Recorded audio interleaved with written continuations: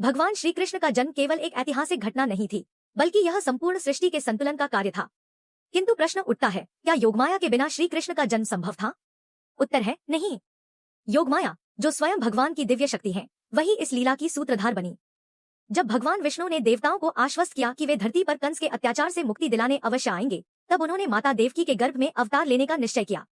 परंतु यह सरल नहीं था, क्योंकि कंस सदैव देवकी के हर संतान को जन्म लेते ही मार डालता था। यहीं से योगमाया का महत्व आरंभ होता है।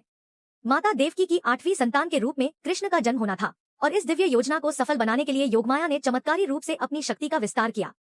पहला चमत्कार, योगमाया ने ही देवकी के गर्भ से बालक को सुरक्षित रूप से गोकुल पहुंचाने की योजना बनाई। दूसरा चमत्कार, जब वसुदेव जी नवजात कृष्ण को लेकर यमुना पार कर रहे थे, तब योगमाया ने ही यमुना जी को शांत किया और मार्ग प्रशस्त किया।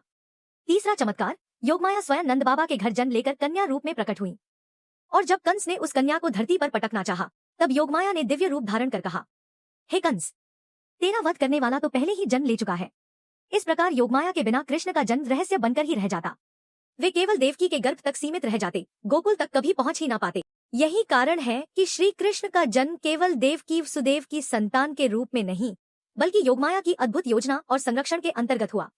इसलिए जब भी हम श्री कृष्ण जन्माष्टमी का उत्सव मनाते हैं, तब हमें योगमाया की महिमा को भी स्मरण करना चाहिए, क्योंकि वे ही थी जिन्होंने असुरों के आतंक के बीच इस दिव्य अवतार को संभव बनाया। कृष्ण जन्म केवल भगवान का अवतार नहीं था, यह योगमाया और विष्णु शक्ति का संगम था। धरती पर धर्म की पुनः स्थापना का आरंभ था।